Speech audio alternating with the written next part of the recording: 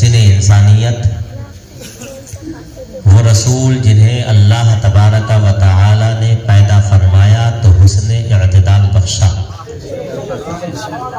अदब दिया तो सीरत का जमाल बख्शा, इल्म दिया तो आलिम माकाना व मायकून बनाया।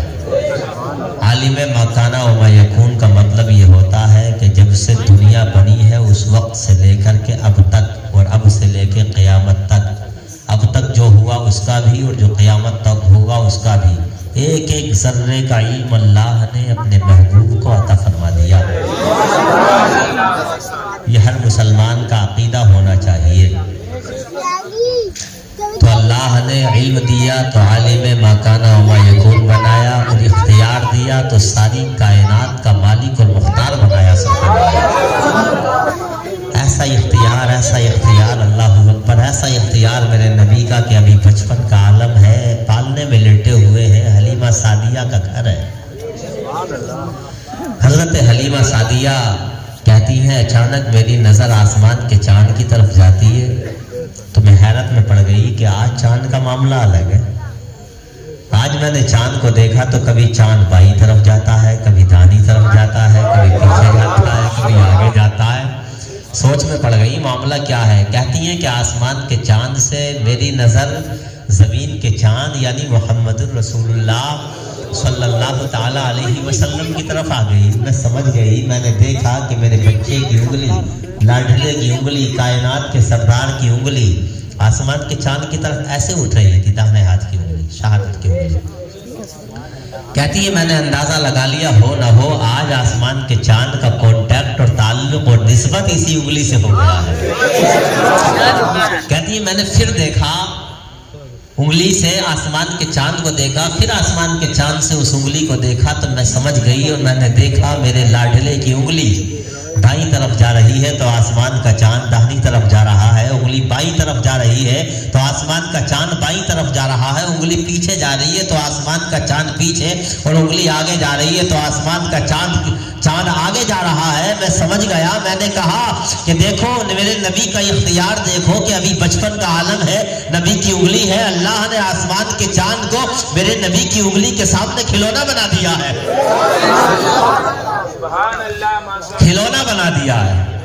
ऐसा इख्तियार कि आज की साइंस और टेक्नोलॉजी के एतबार से बात करूं तो पूरी दुनिया की साइंस और टेक्नोलॉजी एक जगह हो जाए, माहिरीन साइंस आ जाएं, दुनिया के बड़े बड़े टैलेंटेड लोग आ जाएं और वो चाहें कि ये जो सामने दरख्त है ना, वो चाहें कि इसे किसी आले का इस्तेमाल किए, किसी मशीन का इस्तेमाल किए अपने पास बुलाना चाहें, सारी दुनिया की साइंस और टेक्नोलॉजी फेल हो जाएगी लेकिन दरख्त अपनी जगह से हिल भी ना सकेगा।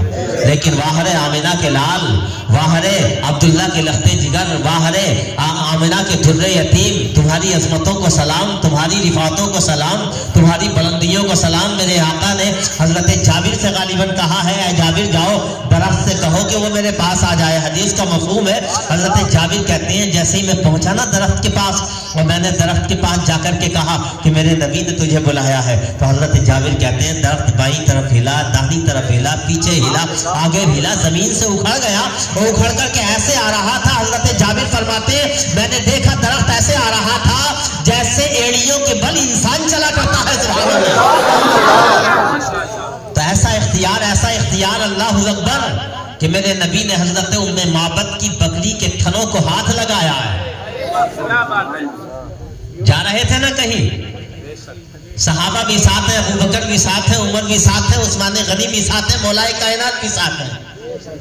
भूख लगी हुई है, पूछ लिया उम्मे माबद से कि तुम्हारे घर में बकरी है, क्या दूध दूध सकते हैं? उम्मे माबद ने कहा कि बकरी के थनों में दूध नहीं है, लेकिन तुम्हारा चेहरा ऐसा गुलाबी है, ऐसा खिल रहा है, ऐसा नूर तुम्हारे चेहरे से निकल रहा है कि दिल नहीं करता कि मना कर दूं। इजाजत तो आपको है लेकिन इसके थनों में है कुछ नहीं। मेरे नबी ने कहा बस इजाजत काफी है। हाथ लगाया थन को, उम्मे माबद की बकरी है, सूखे थनों को हाथ लगाया, अल्लाह अकबर, और दूध निकलना शुरू किया है। उम्मे माबद कहती है कि मेरे घर का कोई बर्तन ऐसा ना रहा जो खाली रह जाए, घर के सारे बर्तन भर गए। तो अल्लाह ने मेरे नबी को इख्तियार दिया तो सारी कायनात का मालिक और मुख्तार बनाया। اللہ کے پیارے، امت کے دلارے، رب کے محبوب، دانے غیوب. لوگ کہتے ہیں القاب حضور کے لیے استعمال نہیں کرتے، دیکھو کیسے القاب ہے حضور کے لیے.